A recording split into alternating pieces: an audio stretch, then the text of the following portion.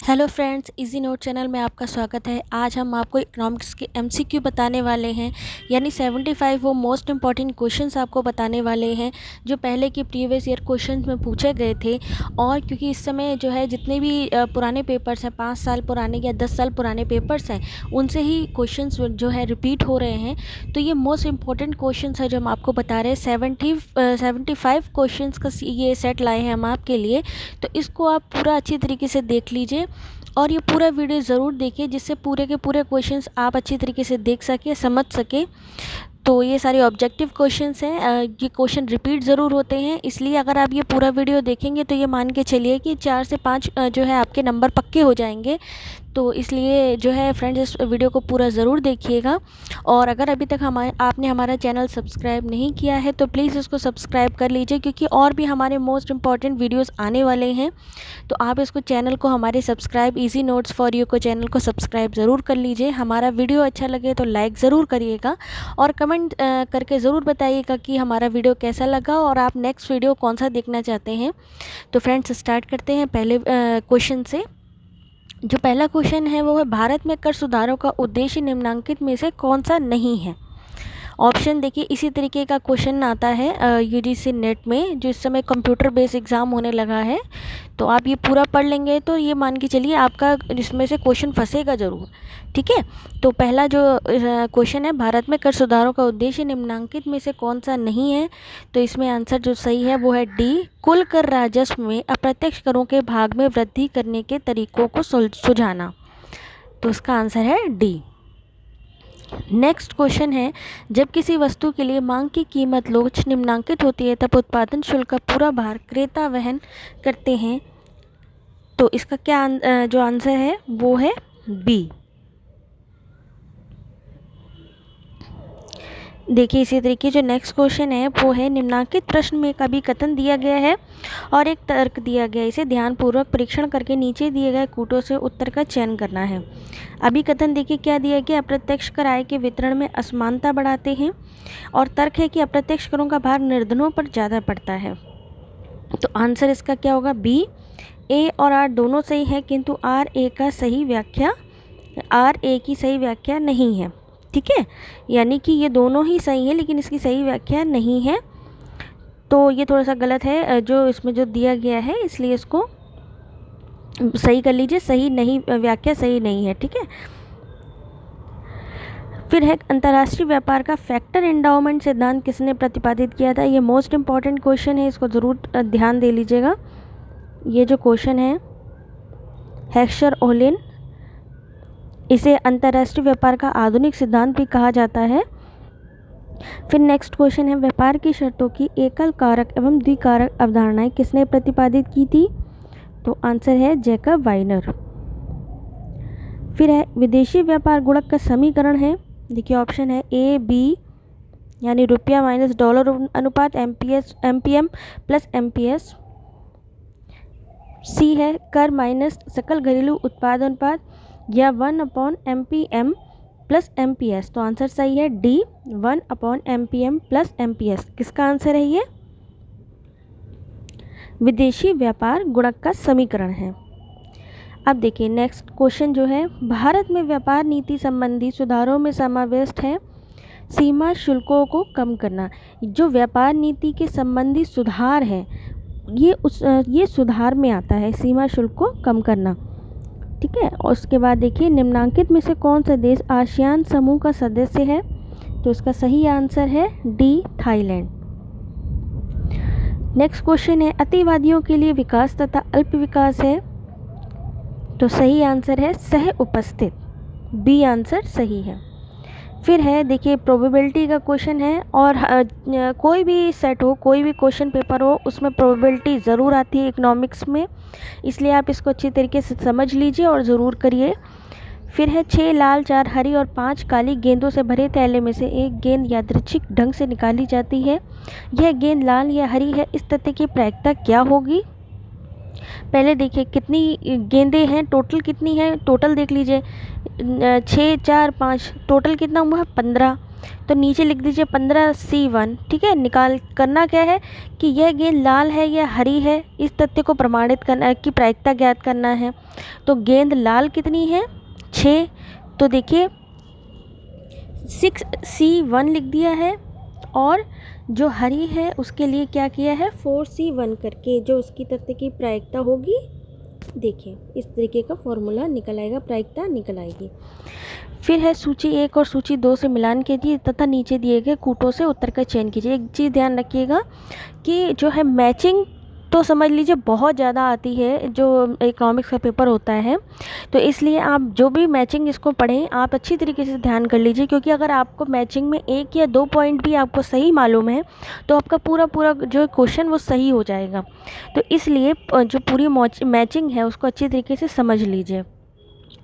सामान्य वर्ग के अंतर्गत क्या आता है 1, सामान्य वर्ग के अंतर्गत कुल क्षेत्र 1, इस तरीके कूट दिया रहता है, इसमें सही आंसर बताना होता है। प्रमाप विचलन का वर्ग है प्रसरण, जो मैचिंग है सम्मति वितरण है B1 = 0, और जो विचलन गुणांक है देखिए SD/मीन × 100, इस तरीके का क्वेश्चन मार्क होता है। SD यानी स्टैंडर्ड डिविएशन का साइन है, अपॉन मीन यानी x उसका साइन है × 100। इस तरीके की अगर आपको मैचिंग में एक भी पॉइंट आपको आ गया, जैसे अगर नेक्स्ट मैचिंग में पूछा गया विचलन गुणांक दिया गया या प्रमाप विचलन दिया गया, तो उससे मैच करेंगे तो आपको पूरी मैचिंग समझ में आ जाएगी, कोई भी मैचिंग दी गई हो। फिर है मानक सामान्य वर्ग के वक्र के अंतर्गत -3 और प्लस के बीच क्षेत्र क्या है 0.9973, इसका सही आंसर है। नेक्स्ट क्वेश्चन है यदि निर्धारक गुणांक 0.12 है और एक प्रतिगमन गुणांक 0.3 है तो दूसरे प्रतिगमन गुणक का मूल्य क्या होगा, तो क्या होगा इसको भाग दे देंगे इससे, तो निकल आएगा 0.4, इससे इसको 3 से 0.2 को डिवाइड करना है तो प्रतिगमन गुणक का मूल्य आ जाएगा 0.4। देखिए इस तरीके से इसका आंसर होगा।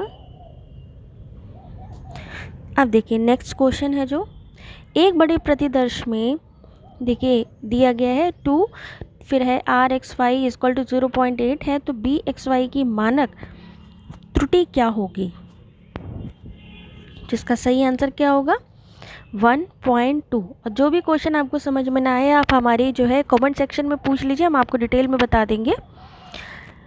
फिर है नेक्स्ट क्वेश्चन मानक प्रसामान्य चर के मध्य प्रसरण क्रमशः हैं, तो इसका सही आंसर है 0 और 1, यानी मानक प्रसामान्य चर के माध्य और प्रसरण क्रमशः है 0 और 1। फिर दिए गए समुच्चय के पदों का उनके गणितीय माध्य से विचलनों का बीजगणितीय योग क्या होगा, वो D होगा 0।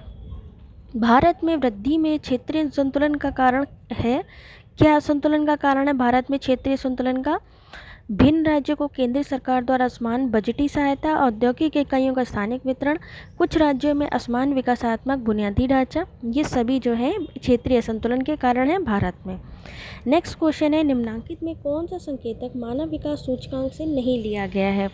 अब देखिए HDI जो है ये बहुत इंपॉर्टेंट टॉपिक है, इससे भी ज़रूर सवाल आता है, और HDI को स्टार्ट जो नाम संबंधित है सबसे पहले महबूब उल हक जो है उन्होंने स्टार्ट किया था मानव विकास सूचकांक। ठीक है, और अब इसमें देखिए क्वेश्चन पूछा गया है कि इसमें से क्या उसमें सम्मिलित नहीं है उस मानव विकास सूचकांक में, तो वो है प्रति व्यक्ति खाद्य पदार्थों का उपभोग, जबकि क्या सम्मिलित होता है जीवन प्रत्याशा, प्रौढ़ साक्षरता, प्रति व्यक्ति सकल घरेलू उत्पाद इसमें शामिल होती है। नेक्स्ट क्वेश्चन है भारतीय संविधान के किस अनुच्छेद के अंतर्गत केंद्रीय बजट पेश किया गया था। ये भी मोस्ट इम्पॉर्टेंट क्वेश्चन है कि किस अनुच्छेद के अंतर्गत केंद्रीय बजट पेश किया गया था 112। अगर आप पूरा वीडियो देखेंगे तो आप ये मान के चलिए फ्रेंड्स कि आपके 5 क्वेश्चन से ज़्यादा ही बल्कि सही होने के चांस है, क्योंकि ये मोस्ट इम्पॉर्टेंट क्वेश्चंस हैं और ये रिपीट ज़रूर होते हैं। ठीक है, इनमें कोई ना कोई क्वेश्चन आपका रिपीट ज़रूर होगा। ये जो आपका जो जून का एग्ज़ाम पोस्टपोन हो गया है, अब ये आगे होने वाला है, चाहे आप ये सोचिए जून का एग्ज़ाम आप पेपर ले लें या दिसंबर में, या आने वाले एग्ज़ाम के लिए भी ये बहुत इंपॉर्टेंट है। अब दिसंबर का भी जो होगा एग्ज़ाम या आगे के पेपर्स में भी बहुत ही ये रिपीट क्वेश्चन आने वाले हैं। तो इसलिए ये मोस्ट इंपॉर्टेंट क्वेश्चन है जो हम आपको अपने इस वीडियो में बता रहे हैं, तो इसको पूरा वीडियो ज़रूर देखिए। फिर नेक्स्ट क्वेश्चन है, भारत में वित्तीय क्षेत्र के सुधारों में समाविष्ट है। अब ये वित्तीय क्षेत्र के सुधार कौन कौन से हैं देखिए, CRR और SRR को कम करना, बीमा क्षेत्र में निजी फर्मों का प्रवेश, ब्याज दर का विनियमन, और D उपयुक्त सभी। तो क्या होगा, D सभी। अब देखिए 145 जो क्वेश्चन है, कृषि संबंधी नवीन रणनीति ने क्या किया है।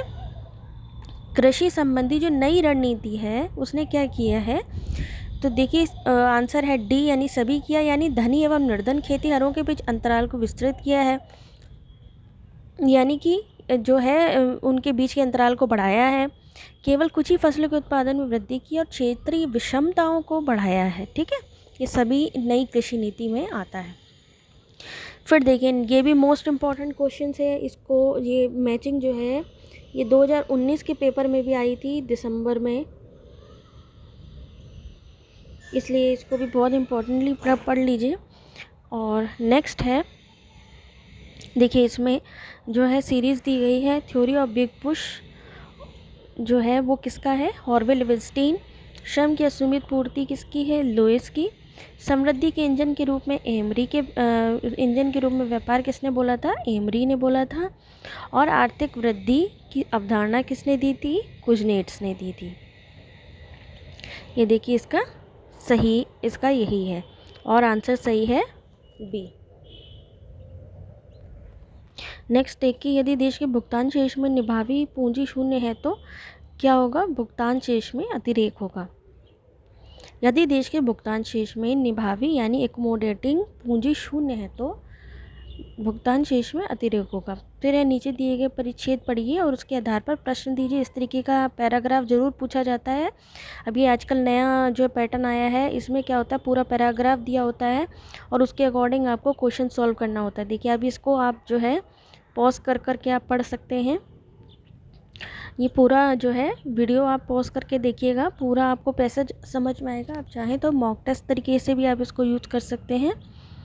ठीक है,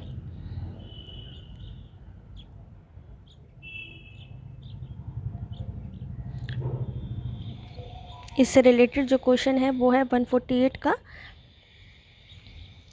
इसका सही आंसर है 1981 तक के दशक के लिए प्रति व्यक्ति सकल घरेलू उत्पादन की औसत समृद्धि की दर कितनी थी, 3.5%। ये चीज़ ध्यान रखिएगा, जो इस पैसेज में आपसे जो भी आपसे क्वेश्चन पूछे जाएंगे वो इस पैसेज में ही आपको देने पड़ेंगे, यानी इसी को सही मानकर आपको ही देने हैं। अपने तरफ से आपको कुछ नहीं दिमाग लगाना है, जो ये पैसेज इन्होंने दिया है, प्रोवाइड किया है, इसी से ही सारे क्वेश्चन के आंसर निकल आएंगे। तो ये 5 क्वेश्चन इससे ज़रूर आते हैं। तो नेक्स्ट क्वेश्चन है, 2001 तक के दशक के लिए साधन लागत पर वार्षिक सकल घरेलू उत्पाद और प्रति व्यक्ति सकल घरेलू उत्पाद कितना था। 1950 से 51 से 1980 से 81 के बीच के काल के लिए जो था उससे ज़्यादा था, जो था उससे ज़्यादा था।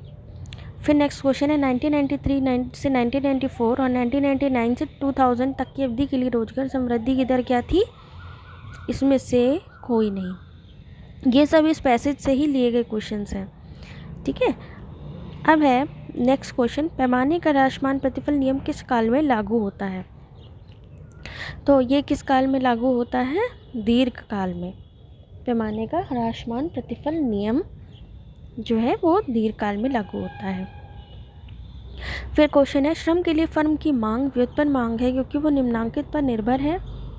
किस पर निर्भर है, वस्तुओं और सेवाओं जिनका उत्पादन करने में श्रम मदद करता है की मांग। इससे रिलेटेड श्रम के लिए फर्म की मांग व्युत्पन्न है क्योंकि वो निम्नांकित पर निर्भर है। तो इसका सही आंसर है ए। फिर देखिए, सामाजिक कल्याण फलन की मान्यताएं हैं। क्या मान्यताएं हैं, प्राकल्पनिक। सामाजिक कल्याण फलन की मान्यताएं हैं प्राकल्पनिक, सी आंसर सही है।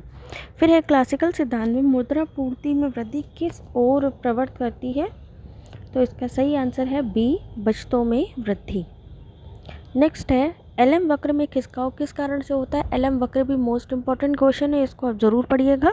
तो एलएम वक्र संबंधित है मुद्रा की पूर्ति से, तो ये जो है खिसकाव किस कारण होता है? मुद्रा की आपूर्ति में वृद्धि के कारण एलएम वक्र में खिसकाव होता है।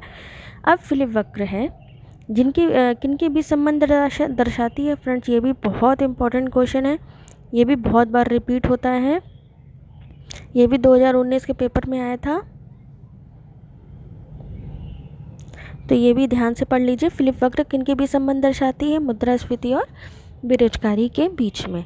अब है रोलिंग प्लान की अवधारणा किसके द्वारा प्रतिपादित की थी? ये देखिए, ये जो 3 क्वेश्चन ये जो लगातार इधर दिए गए हैं ना, 4 क्वेश्चन, ये सब 2019 के पेपर में आए थे, 2017 में आए थे, और जो है 2014 के क्वेश्चन पेपर में भी आया था।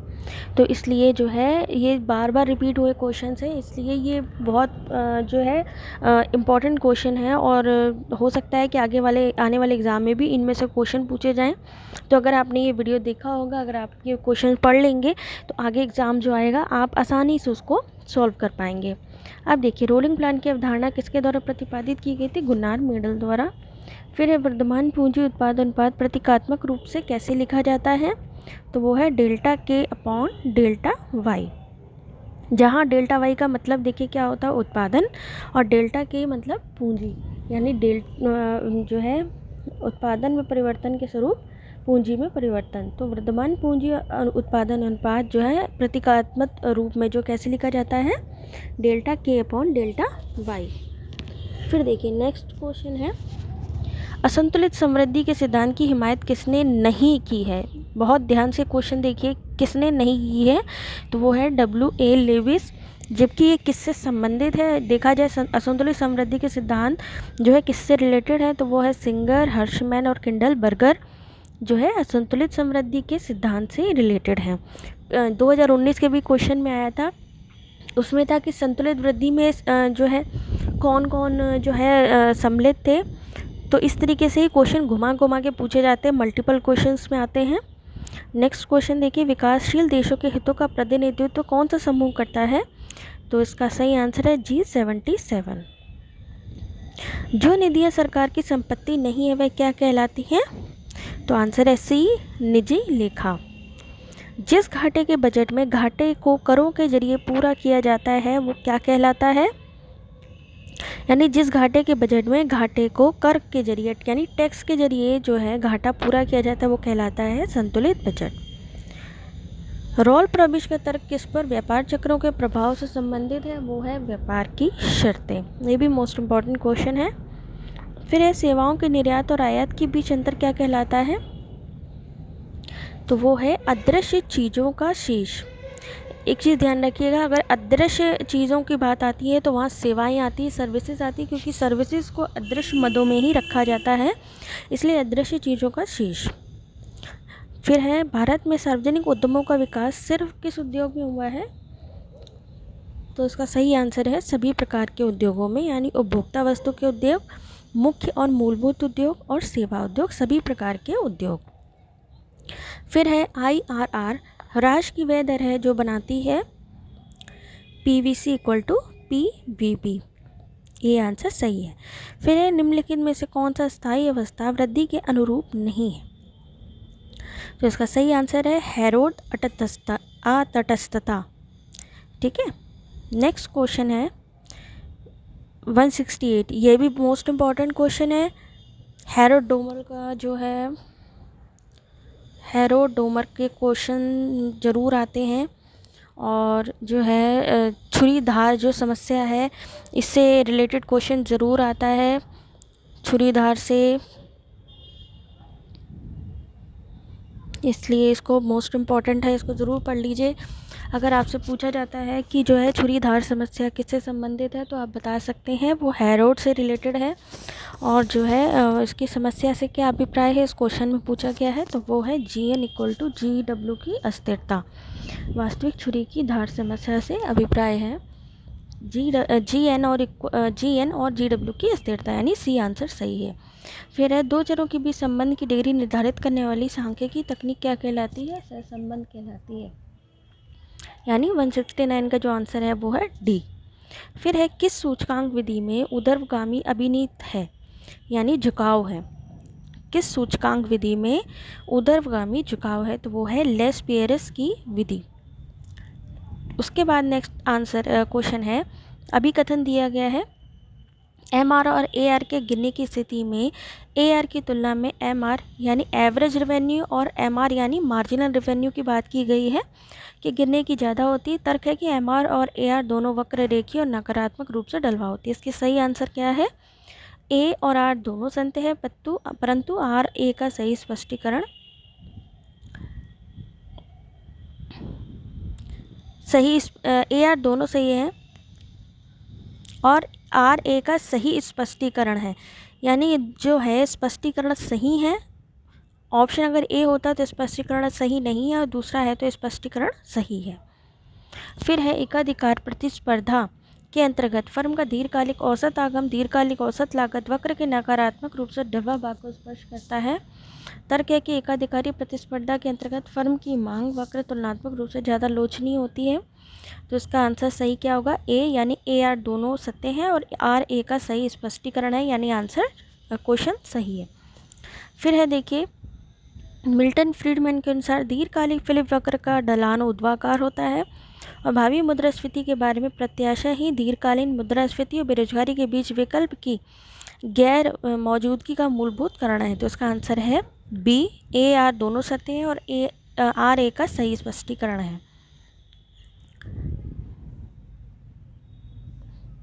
ठीक है। फिर नेक्स्ट है, जीवन चक्र परिकल्पना अल्पकालिक अनानुपातिक और दीर्घकालिक अनुपातिक उपभोग फलन का सामंजस्य स्थापित करने की चेष्टा करती है। तर्क क्या है, अल्पकालिक अनुपातिक उपभोग फलन से तात्पर्य है कि जब आय बढ़ती है तो एपीसी गिरती है। इसका सही आंसर क्या है, सी, यानी ए आर दोनों असत्य हैं परंतु आर ए का सही स्पष्टीकरण नहीं है। फिर है 175 क्वेश्चन, ये देखिए, गुनार मिडल के अनुसार अल्प विकसित देशों में चक्रीय और संचयी कार्य कारण भाव विद्यमान रहता है।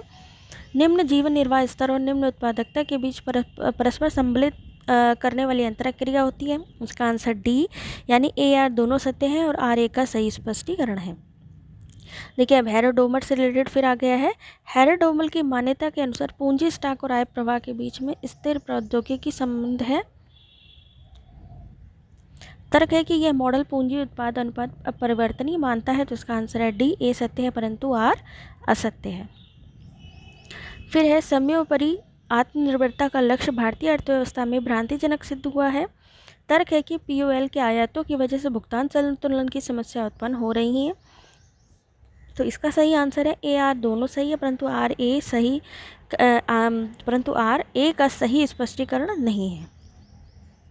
फिर है, लेस्पेरे का सूचकांक ऊर्ध्वगामी झुकाव रखता है और पाश्चे का सूचकांक अधोगामी झुकाव रखता है। तो आंसर है बी, दोनों ही सही है। ये मल्टीपल क्वेश्चन में ज़रूर आता है कि लेस्पेरे का सूचकांक किस तरीके का होता है। तो आप बता सकते हैं लेस्पेरे का सूचकांक ऊर्ध्वगामी झुकाव वाला होता है और पाश्चे का सूचकांक अधोगामी झुकाव वाला होता है। फिर है, घंटाकार वितरण वक्र में माध्य माध्यिका और बहुलक एक समान होंगे और तर्क है कि इसमें कोई वैषम्य यानी स्क्यूनेस विषमता नहीं है। तो इसका सही आंसर क्या है, डी, ए असत्य है परंतु आर सत्य है। ए असत्य है यानी आर सत्य, इसमें कोई विषमता नहीं। ठीक है। फिर है अभिकथन और ये तर्क वाले क्वेश्चन, कोड वाले क्वेश्चन बहुत आते हैं, इसको भी आप ध्यान से पढ़िएगा। अभिकथन है, कॉलिन क्लार्क की परिकल्पना के अनुसार करारोपण की सुरक्षित उच्चतर सीमा राष्ट्रीय आय का 25% है। तर्क है कि यदि वह 25% की सीमा से परे जाता है तो करारोपण का ज़्यादा भारत बहुत अधिक हो सकता है। तो इसका सही आंसर क्या होगा, सी, ए आर दोनों सत्य है परंतु जो ए है उसका सही स्पष्टीकरण नहीं है, आर इसका सही। फिर देखिए, कालानुक्रम यानी कि जो है जिस टाइम पर जो हुआ है यानी कि टाइम के हिसाब से जो है यहाँ पे क्वेश्चन को सेट करना है, यानी यहाँ पे बुक्स दी गई हैं उनके काल के अनुसार यानी टाइम के अनुसार उनके ईयर के अनुसार लगाना है। इस तरीके के क्वेश्चन भी आजकल पूछे जा रहे हैं तो इसको भी ध्यान से पढ़ लीजिए। इस तरीके के भी बहुत क्वेश्चंस आते हैं। तो पहला क्वेश्चन है value and capital, principle of political economic and taxation, A revision of demand theory, the general theory of employment, interest and money. तो पहला क्या आएगा, रिवीजन ऑफ डिमांड थ्योरी, फिर the general theory of employment, interest and money, फिर है देखिए third value and capital, फिर है principle of political economic and taxation. इसका सही क्रम है। फिर है मॉडरेट का प्रारंभ, अनुषंगी हितलाभ कर का प्रारंभ, व्यय कर का प्रारंभ, संपदा शुल्क समापन। तो सबसे पहले क्या आया था, संपदा शुल्क समापन, उसके बाद क्या आया था मॉडरेट का प्रारंभ, फिर क्या आया था व्यय कर का प्रारंभ, और उसके बाद लास्ट में था अनुषंगी हितलाभ कर का प्रारंभ। फिर है सापेक्ष आय परिकल्पना, जीवन चक्र प्राकल्पना, निरपेक्ष आय प्राकल्पना, स्थायी आय प्राकल्पना। ये भी मोस्ट इम्पॉर्टेंट है, ये भी बहुत बार पूछा जाता है। उसका सही क्रम है, सबसे पहले है निरपेक्ष आय परिकल्पना, फिर है सापेक्ष आय परिकल्पना, फिर स्थायी आय परिकल्पना, और फिर जो लास्ट में है जीवन चक्र परिकल्पना। इस तरीके का कोट आप इसको चुन सकते हैं। फिर देखिए आधुनिकीकरण, तेज एवं अन्य समावेशी समृद्धि, निर्धनता और आत्मनिर्भरता का निष्कासन, तेज और बड़े पैमाने का औद्योगिकीकरण। तो इसका सही आंसर है सी, यानी पहले तेज और बड़े पैमाने का औद्योगिकीकरण हुआ था, फिर तेज एवं अन्य समावेशी समृद्धि हुई थी, फिर निर्धनता और आत्मनिर्भरता का निष्कासन हुआ था, और उसके बाद आधुनिकीकरण। ये भी मोस्ट इम्पॉर्टेंट है क्वेश्चन। इसी तरीके स्थापना ईयर भी दिया होता है कि जिसमें आपको जो है ईयर बताना होता है किस वर्ष स्थापना हुई थी। तो इस तरीके के क्वेश्चंस भी आते हैं। तो देखिए इसमें सही है, सबसे पहले हुआ था गेट का निर्माण यानी GATT का निर्माण, उसके बाद अंकटाड का निर्माण, उसके बाद में जो है गेट का उरुग्वे राउंड हुआ था, उसके बाद WTO यानी वर्ल्ड ट्रेड ऑर्गेनाइजेशन का निर्माण हुआ था। अब ये योजनाएं दी गई हैं। तो सबसे पहले कौन सी योजना आई थी, IRDP यानी इंटीग्रेटेड रूरल डेवलपमेंट प्रोग्राम, फिर है जवाहर रोजगार योजना, फिर स्वर्ण जयंती ग्राम स्वरोजगार योजना, फिर प्रधानमंत्री ग्रामोदय योजना। अब देखिए यहाँ पर सबसे पहले कौन सा है, स्वर्णमान का प्रारंभ सबसे पहले होता है स्वर्णमान का, ठीक है। जो इसमें सही आंसर होगा डी आंसर सही होगा, स्वर्णमान का प्रारंभ, फिर IMF का निर्माण, फिर SDR की रचना, और फिर अंतर्राष्ट्रीय मुद्रा प्रणाली का विध्वंस। फिर वित्त आयोग का अध्यक्ष कौन है, AM खुसरो, संथानन, KC पंत, ब्रह्मानंद रेड्डी। इनमें से सही जो है उनको उनके काल के अनुसार लगाना है, यानी जो पहले आए वो पहले और जो बाद में आए वो बाद में। तो इसका सही आंसर है C, यानी सबसे पहले के संथानन, उसके बाद में ब्रह्मानंद रेड्डी, उसके बाद में खुसरो, और लास्ट उसके बाद में जो है KC पंत, और लास्ट में है AM खुसरो। देखिए इस तरीके फिर से मैचिंग है, ये भी मोस्ट इम्पॉर्टेंट है, ये भी 2019 के पेपर में आई थी। एकाधिकार सिद्धांत डिग्री किससे संबंधित है, एकाधिकार सिद्धांत डिग्री किससे संबंधित है, M केल्की से। दोहरा मापदंड किससे संबंधित है, सीटोवस्की से। फर्म का व्यवहार परक किससे संबंधित है, हर्बर्ट साइमन से। और जो है देखिए A आंसर सही है।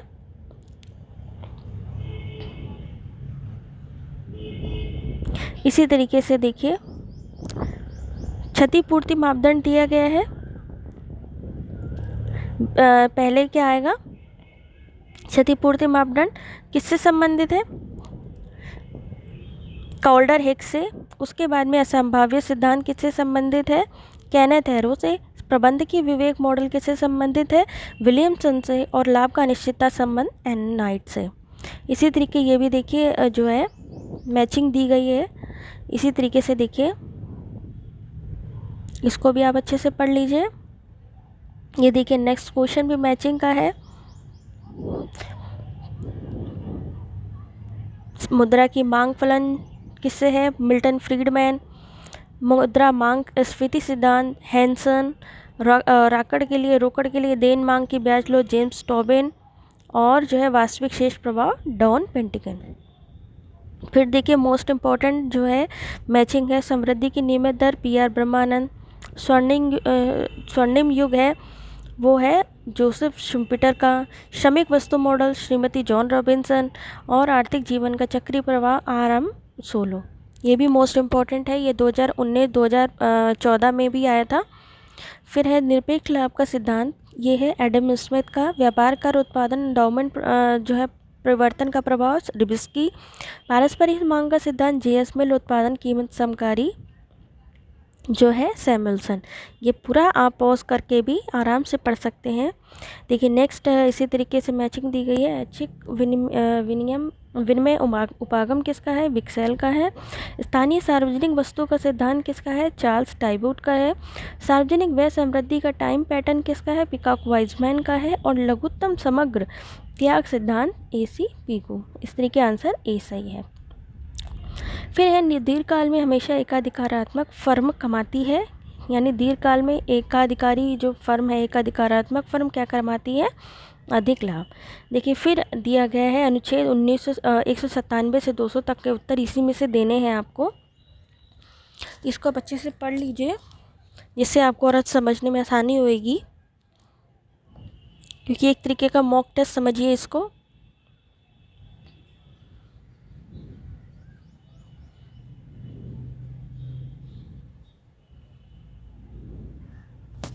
ये जो है 197 से लेके 200 तक जो है क्वेश्चन जो है, यानी ये जो 4 क्वेश्चन है ये इसी से ही पूछे गए हैं। ये जो पैसेज आपको दिया गया है, और ये आपको हमें आप चाहें तो जो है कमेंट सेक्शन में भी बता सकते हैं। हम आप जो सॉल्व करेंगे आपका आंसर क्या आया है और इसका राइट आंसर क्या है हम आपको बताएंगे।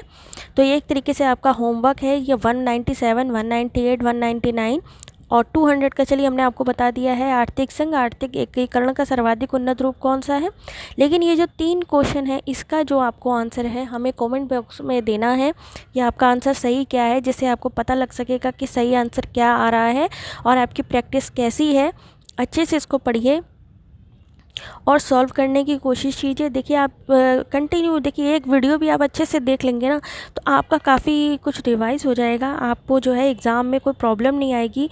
मैचिंग इतनी दी गई है कि आप आराम से इस वीडियो को देखते रहिए। इसमें न जाने कितने क्वेश्चंस आप जो है सही कर सकते हैं। तो फ्रेंड्स इसके साथ हमारा ये वीडियो कंप्लीट हो रहा है। आप हमें कमेंट बॉक्स में ज़रूर बताइएगा कि नेक्स्ट वीडियो आप किस तरीके का देखना चाह रहे हैं, मॉक टेस्ट का या प्रैक्टिस सेट का या फिर एमसीक्यू या प्रीवियस ईयर क्वेश्चन, जो भी आप वीडियो अगला नेक्स्ट देखना चाह रहे हैं वो आप ज़रूर बताइएगा। और हमारा वीडियो आपको कैसा लगा ये हमारा जो है ये भी बताइएगा कि वीडियो कैसा लगा। और अगर हमारा वीडियो अच्छा लगे हो तो उसको लाइक ज़रूर करिएगा। तो थैंक्स फॉर वॉचिंग फ्रेंड।